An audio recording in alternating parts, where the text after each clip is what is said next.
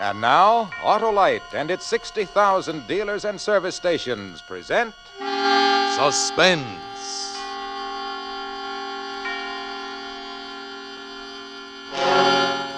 Tonight, Autolite brings you Fibber McGee and Molly in Backseat Driver, a suspense play produced and directed by Anton M. Leader. Say, Harlow, looks like Old Home Week on Suspense tonight. Old Home Week, Hap? Well, I wouldn't say that. Not with millions of Autolite resistor spark plugs finding new homes in every make of car in America. I know, Harlow. I meant Old Home Week because... Why, Hap, there just isn't going to be any old or new home for more and more narrow gap spark plugs because they're being replaced in their old homes by wide gap Autolite resistor spark plugs.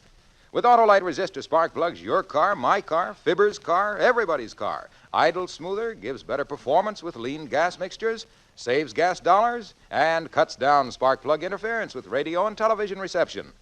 There's one way for every car to be spark plugged right with Autolite resistor spark plugs. Only Autolite offers car and truck owners everywhere the sensational advantages of the resistor-type spark plug. And now, Autolite presents Fibber McGee and Molly in a tale well calculated to keep you in suspense. It can't happen to you. You read about stuff like that in the papers. Girls murdered and mutilated, drunks left dying in the gutter for the handful of change they had in their pockets, lonesome old men tortured because some hoodlum gets the idea they're misers with a pot of gold hidden under the floorboards of the shack. Sure, you know it's real, but it can't happen to you. Oh, you get your fair share of trouble. I've been a professional man here in Los Angeles for 30 years. I've met up with bums and grifters and petty sharpers. They're around in any business. But the viciousness, the real deep-down dirt, that's for somebody else. You do your work and go home to your family. And for a real bang-up evening to break the monotony, you take your wife out to a movie. That's what I did that Saturday night. We'd driven all the way in from the San Fernando Valley to Beverly Hills for a picture Ellie especially wanted to see. Wasn't that a good movie, Joe? Uh-huh. Just the kind I like. Songs and dancing and girls in pretty clothes. Oh, I get so tired of cops and robbers. What's wrong with cops and robbers? Oh, you know what I mean. Murder movies. Honestly, all the policemen stupid and all the crooks sneering out of the corners of their mouths. Yeah, the stuff those Hollywood boys dream up. You'd think the streets were knee-deep in blood and you couldn't hear yourself think for machine guns. Yeah. Well, here we are, honey. You get in first. Okay. All right, Ellie? Well, now, just a second. All right, Joe. Don't forget the gas. I got plenty to take us out to the valley. I'll fill up at Bill's.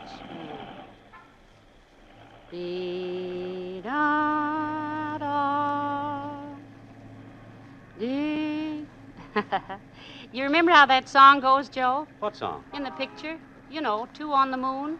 The one the boy sang to the girl. Oh, that one. Let's see.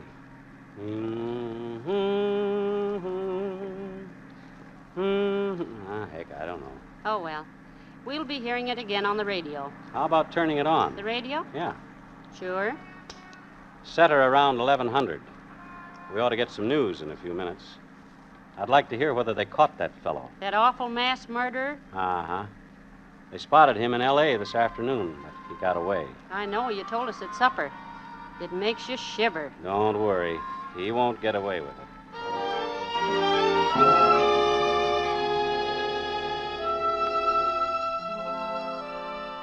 We left the lights of Beverly Hills behind and turned into Coldwater Canyon. It's as quick a way as any to get us across the Hollywood Hills to the valley. It's dark in the canyon, quiet, with mighty little traffic at night. I cut my lights up full and we swept up the side of the ridge.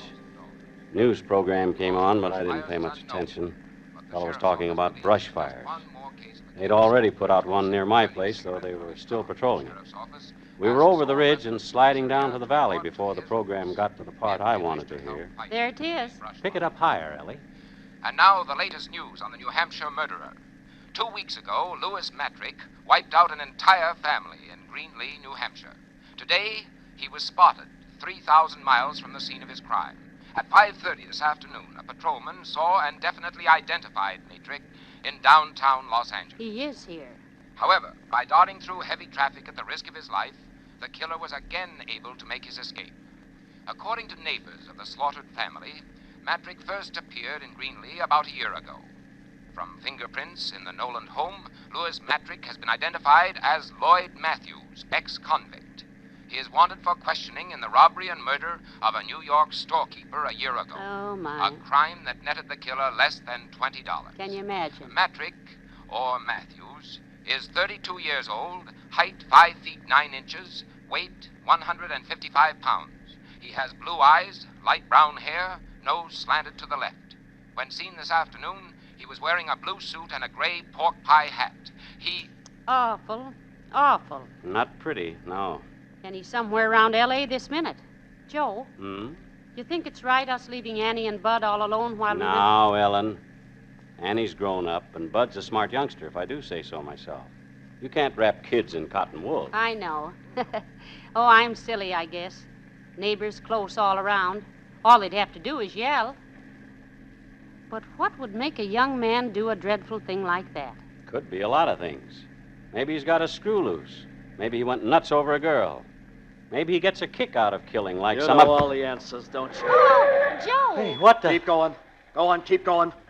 I got a gun here and I'll use it. Tell him you. Ellie, Against the back of my neck. I can feel it. Cold. Well, are you gonna move? okay. Okay, brother. You're the boss. You said it. I'm boss, and remember it. Otherwise, I'll blow a hole through your wife's head. I've had experience in these things.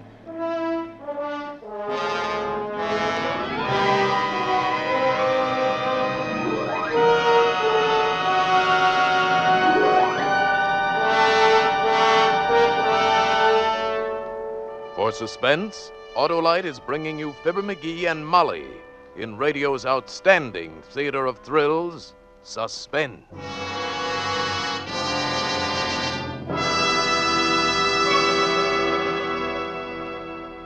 Harlow, I've got to run. My wife Mary just called up and said someone stole our Autolite resistor spark plugs right out of the engine of our car. Gosh, Hap, I didn't know they were that precious. Skip along. So long. Oh, that Mary. What a girl. She's wonderful. I said to Hap the other day, she's got everything an Autolite resistor spark plug's got. Hap comes right back and says to me, has she got a 10,000 ohm resistor? Does she save me gas and money, Harlow? And then right away he says, tell me this. Does Mary improve radio and television reception? Well, by Cornelius, I couldn't stand it any longer. What's Mary got to do with that, I cried. Nothing, shouts the triumphant Hap. Right, I shout back, but by Cornelius, those sleek, slim, trim, smart, swift, starting Autolite resistor spark plugs have. Why, when it comes to plugs, even mine, there's no plug as good as a set of Autolite resistor spark plugs. And those wonderful wonders are made by the Autolite Company, the marvelous makers of spark plugs, batteries, complete ignition systems, and over 400 automotive, aviation, and marine parts. And now, Autolite brings back to our Hollywood soundstage Fibber McGee and Molly in Backseat Driver, a tale well calculated to keep you in suspense. I drove that car like we were skirting the rim of the Grand Canyon with nothing between us on the bottom but a mile of country air. This was it, the thing that happens to other people, to the ones that end up on slabs in the morgue. But not to me, not to Ellie.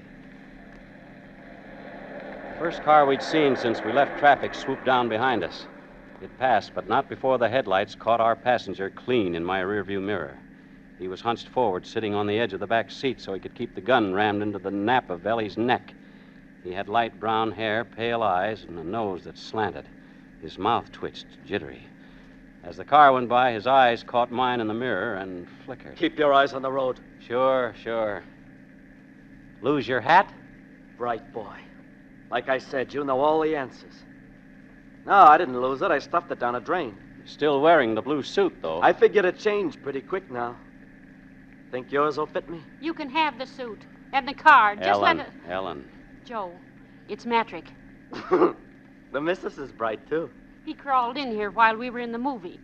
Joe, you should have had the car door fixed. You know better. Honey, I meant to. I was going to tend to that tomorrow. Shut up! Let's see if you can both be bright enough to keep your trap shut. Turn left on Ventura. Take the slow lane. And don't try playing no tricks. I've been in this burg before. Okay by me. That's real white of you. Straight out to open country, Mac. Then I'll take the missus up on that offer of the suit and car. What happens to us? Why, you just walk home. What else? Play it safe, and you ain't got a thing to worry about. That was a laugh, that was. Nothing to worry about. That'd kill you. Once we got out into open country, we'd have a chance of walking away from the car. All a murderer can hope for is time. He doesn't leave witnesses around to get the law on his tail 1 second sooner than necessary. All I could do was stall and pray and make what feeble gestures I could at Lady Luck. The thing that came into my mind was so risky it brought my hair up on end. But there was a chance, provided that trigger finger didn't start jerking. In the bright lights of the boulevard, I didn't think he'd notice, but a traffic officer would. I turned into Ventura and took the far lane, obedient as a whipped pup. Must have made 2 or 3 miles before I heard what I was hoping for. What's that? Huh? Oh, the siren? Why, an ambulance, I guess. We hear a lot of That them ain't no here. ambulance. It's a motorcycle cop. Joe, it's young Mike Kennedy. He patrols this stretch. What are you up to? What are you trying to pull? Nothing. The kid's a friend of Think ours. you can get me easy, huh? Well, I warned you. I ain't going alone. You asked for it. Listen, will you? The kid lives near us, practically grew up under our feet. All he wants is to pass the time of day or maybe send a message to our Annie. Yeah? Yeah. You start popping now and we'll all be dead. Keep your shirt on and I'll get rid of him. Okay. But it better be good.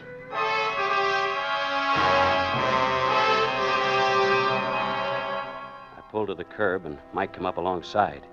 He sat balancing the bike between his knees, and the grin on his face was a mile wide. It had worked. At least we were still alive, and Mike wasn't 2 feet away. But where did we go from here? I had to think, but my brain was wet wool. My tongue stuck to the roof of my mouth. Well, what do you know if it isn't Uncle Joe? Something funny, kid? After all the times you've read us the riot act about observing the letter of the law. Oh, brother, wait till I tell Annie. Mike Kennedy, what's the matter with you? I didn't notice anything wrong. Hi, Aunt Ellie. Nothing much the matter. Just Uncle Joe here proceeding sedately out the boulevard with his headlights up full. Headlights? By golly, that's right. I must have forgotten to dim them. You oughtn't to forget those things, Joe. Someday a big, bad cop might come along and haul you off to the state. Hey, is that Annie back there? No, it isn't. It's our new neighbor, Mike, Mr. Anderson. Oh, that right? Glad to meet you, sir. Hello? I didn't know there were any vacancies out our way. Well, there weren't until recently. Mr. Anderson has taken over the Charles place. The Charles place? Are you kidding? No. Looks like things got too much for old man Charles at last. He's clearing out for good. Kind of sudden, wasn't it? I guess so. Well, that's too bad. For old man Charles, I mean. Mighty nice for Mr. Anderson, though. Good places are hard to find these days. All right, Uncle Joe. I'll let you off this time. Give my love to Annie. Mike! Watch it. Yes, sir? Nothing. Just come see us soon, boy. Always glad to have you. Thanks. I'll be around my next night off. I got a date with Annie. So long.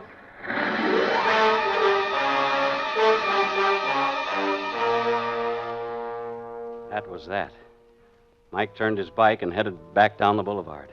The chance had come and gone. But it felt to me like half my mind went off with the boy yelling at him. Must have been half a minute before I could pull myself together and ease back into traffic. Nobody said anything. I didn't dare to, and neither did Ellie. I couldn't see her, but I could feel her holding herself stiff as a ramrod, scared even to turn her head. When two people have lived together as long as we have, each one knows what the other one is thinking. I went back to driving and praying. That and cutting my eyes up to the mirror, just in case there might be a white motorcycle eye following us. There wasn't, of course. Back in the back, I knew he was watching, too. Those flickering eyes darting like lightning between us and the rear window. He was too busy checking to talk. Not that that helped much. Rage and fear were pouring out of him so thick you could have grabbed a hunk of the atmosphere in your hand. It was queer to drive along like that on the crowded highway. Traffic streaming both ways. Lights from drugstores and cocktail joints and eating houses blazing to the sky. And to know if I lifted a finger for help, I'd sign our death warrants. It had to be luck, all luck. And there was still a chance I'd get it. The way I figured it, we'd started out with just about enough gas to get us back to Bill's station. When we hit that, the meter ought to show empty. Gas gauge was hidden from me by the rim of the steering wheel, but I was pretty sure I was right. I waited until I saw the red and green lights above Bill's pumps a block and a half away. And very slow and easy, I slumped over for a peek at the gauge. I leaned just too far. Shut up. Sure. What now? What were you looking at? I was just easing the crick out of my neck. Yes, you was. You was looking at the dash. Oh, so that's it. Fresh out of gas. Look, I just remembered. Don't give me that. You knew it all along. From now on, you keep your hands on the wheel, Mac, but leave me do the driving. Turn into that filling station. Get high-test gas and fill her up. Hi, Joe. Hi, Bill. Evening, Hello, Ellie. Bill. Oh, evening, sir. Up to the top? Yeah, Ethel. Ethel it is. Here you've been to the pictures, eh? Uh-huh. You people know everybody in the whole valley. We've lived here 30 years, from back when this was just farmland. Of course, we know lots of people. I don't like it. Get the gas and get out. Say, I was up to Miranda's for supper. That right? Oh, boy, her chili gets better every time. Don't see how it can, but it does. She's saving something for you. Said you'd be around after the show. Oh, my, I saw Miranda this afternoon and told her we'd be by for sure, Joe. That'll be $3.50 on the nose. $3 and $50. Mm. Thanks, Bill. Yeah, same to you. What was all that about? Nothing much. Come on. I got to ask you everything twice. Miranda runs a drive-in up the road a ways. On show nights, we usually drop in for a carton of chili to take home. I just hope she won't call home when we don't show up and get Annie all worried. Wait a minute. Drive-in, you said? Yeah. And Miss Miranda could start checking on you? I didn't mean it like that. It's She just... could call your Annie, and between the two of them, they'd have the cops on the lookout for you before midnight. You're crazy. Like a fox. I ain't kept ahead of the buttons all this time by taking chances. We'll just pick up that chili, Mac. You want to go to Miranda's? Why not? Leave Annie get a beauty sleep. I can cover a lot of ground before tomorrow morning. I ain't eaten so good lately, I could use the food, too. And with you and the missus to front for me, what's to worry about? He was right about that. I went back to driving and praying. Miranda's place is one of those goldfish bowls, mostly glass with light pouring out across the space marked for outside service. She saw us pulling up, grabbed a quart carton off the back shelf, and hustled to the door. Here you are, Ellie. I was just saying to Betsy. Better fix up that chili, Betsy. It's about time Ellie and Joe was showing up, figuring the distance from Beverly Hills. Thank you, Miranda. Who's that in the back seat? I don't seem to recollect your face, young man, though anybody'll tell you I never forget a face. Well, this is Mr. Anderson, Miranda. He just came out here from the east. Oh, is that a fact? Say, Joe, you planning to go straight up Ventura home? Sure, why? Oh, don't you do it. Go the back way, even if it does take longer. Of course, the brush fire between here and your place is out, but there are still 50, 60 men patrolling it. What's that? Oh, but that ain't nothing to what's going on further out the valley. That new fire's clean out of control, licking up hundreds of acres. Well, they've been sending truckloads of firefighters past here all evening, and the road's blocked for miles, The road's they blocked. tell me. For miles, they tell me. And all them poor ranchers losing their homes. Being from the east, you wouldn't understand. But brush fires is awful things once they get out. Thanks. Start moving. We take the back way to your house. To our house? What say? Oh, you staying with Ellie and Joe? Yeah, until the roads, until I can get into my own place. What are we waiting for? Night, Miranda. Well, goodbye. Be sure you come see me, Mr. Anderson. I'll be looking for you. So there it was. We weren't going to the country. We weren't going to be left to rot at the foot of a cliff or buried deep in brush. No. We were going home. Home to the kids. And taking a murderer with us. I still couldn't see Ellie, but I could feel her tensing up, tight as a pulled drawstring. Mr. Matrick, you didn't mean what you said, did you, about coming home with us? You know a better place I can hide out till the road's open? But it wouldn't be safe. We've got neighbors close all around. If somebody sees you... Nobody'll see me. Nobody better. Joe, couldn't we get around the fire? Yeah, that'd be better. We could try. There are other roads through the valley. Listen, Matrick, we'll nose around and find a way through somehow. Cut it out. You heard the old biddy. Hundreds of acres burning. Firefighters, cops. Get off the highway. We're going home. No, I won't have it. Joe, you stop the car right here. Shut up. You heard me, Joe. I won't have him in my house, not with Annie and Bud. I said shut up! For Lord's sake, Ellie. It doesn't matter about us, but the kids, I won't let him... One word out of you! Joe, stop! Ellen, hush. Oh, Joe. Don't say another thing. I'm sorry, honey, but Matrick's the boss. We gotta do like he says. That's telling her. Sure, do like I say, and everything will be rosy. You got no call to worry about the kids. I like kids. As long as nobody gives me the brush off. We'll wake them up soon as we get home. And you and this Annie can fix up a chilly supper for us. We'll have us a picnic. And then, as soon as the fire's out, we'll all take a trip to the country. Another picnic, huh?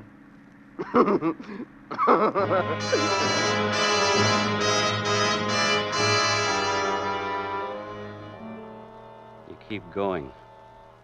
As long as you're breathing, you keep going. Even when it looks like there's no way out, you hang on by your toenails. We poked up and down those Black Valley streets that twist and turn and sometimes wind up in dead ends.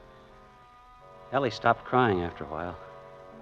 She slumped down with her head rolling on the seat back, limp as a rag doll with the stuffing leaked out. It took a long time, but it had to come to an end.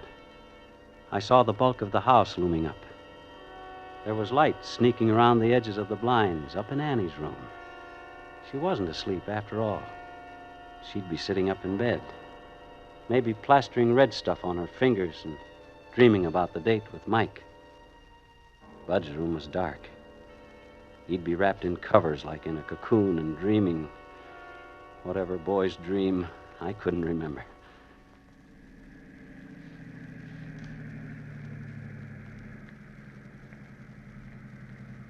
I pulled up to the concrete walk I'd poured with my own hands before there was any Annie or Bud, and I cut the lights.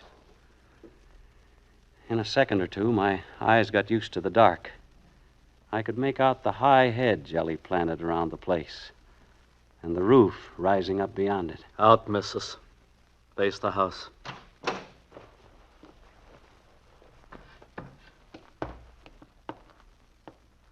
Now you, Mac. Slide out the same side. Stand beside her.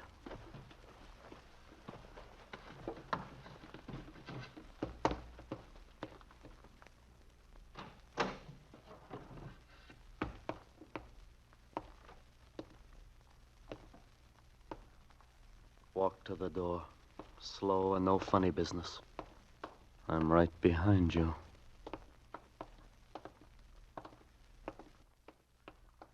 Look out, Joe! Lie down, Ellie! I'll kill you! Hold him, boys. It's okay, Mike. Got him. You all right, Uncle Joe? Aunt Ellie? Ellie! Ellie, honey, you all right? All right, indeed. Smack flat on my face on a concrete walk and you falling on me. Nothing wrong with her. That's my girl. Oh, well, don't just stand there. Help me up. Here you are. Oh, I've got to get in the house before the kids come busting out here. I won't have them mixed up in this. Well, how's he doing, boys? Got him through the gun hand on the right shoulder. See? A lucky shot, copper. If you weren't lucky, you'd all be cold meat now. Maybe. Matrick, isn't it, Uncle Joe? That's him. Miranda described him to you, eh? The old girl didn't miss a trick. She even knew you were taking the back way home. You left a clear trail, Uncle Joe. Slick work. I had to get him out of the car before the fireworks started. Ellie didn't stand a chance. She helped, though. Ellie catches on quick. I'll bet. A mean guy like Matrick. Make him think you don't want to do something, and he'll break his neck doing it. I let on I was trying to run out of gas. That got us to Bill's. Then we both made out there was no sense going to Miranda's, so we got bullied into going to Miranda's. It was 1,000 to 1 she'd run off at the mouth about the brush fires and scare him into hiding out. After that, all Ellie had to do was turn on the hysterics. He was dead set on coming here. Bright boy, like I said. Bright enough. You did all right, too, Mike. I was watching the rearview mirror all the time you were tailing us, but you never showed. You knew I was there, though. When one officer starts double-talking another officer, he wants to know why. Officer, double talk. You never said a thing to him except that I'd bought some place out here. Yeah, the Charles place. Poor old man Charles. In a tough spot and moving out for good. Well, what's wrong with that? Matrick, didn't anybody ever tell you it wasn't smart to take up with strangers? Maybe I'd better introduce myself. The name's Charles. Joe Charles, detective, homicide. Tonight I was off duty and was just taking my wife to a movie.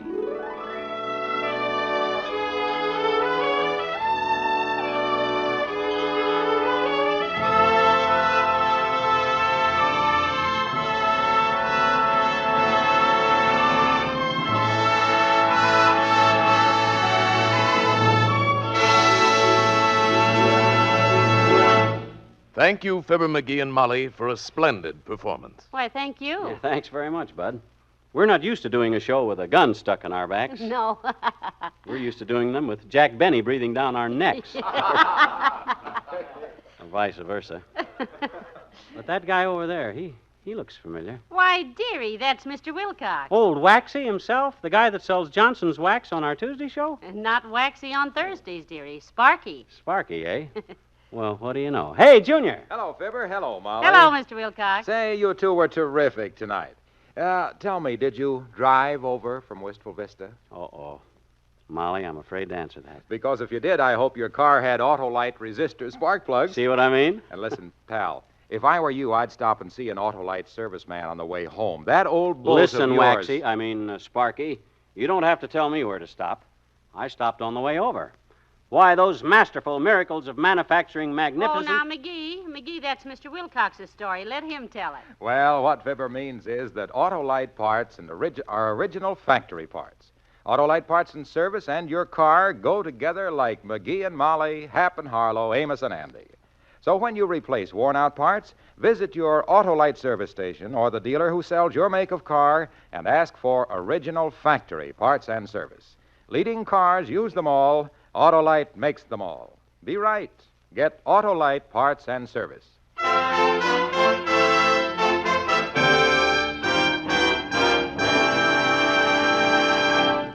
Just a minute, Fibber and Molly. Don't go away, Oh, that's right. You want us to say that word. if you please. Oh, yes. Well, go ahead, McGee. No, you say it, Molly. Well, why don't we both say it then? Okay. Well, I know you're going to want to hear radio's outstanding theater of thrills next week because Charles Lawton is going to be on the program. Yes, and in a famous story by John Collier called De Mortuis. And it's another gripping study in... suspense. Tonight's suspense play was by Sally Thorson with music composed by Lucien Moraweck and conducted by Lud Gluskin. The entire production was under the direction of Anton M. Leader. In the coming weeks, Suspense will present such stars as James Mason, Jane Wyman, and many others. Make it a point to listen each Thursday to Suspense, radio's outstanding theater of thrills. And next Thursday, same time, hear Charles Lawton in De Mortuis.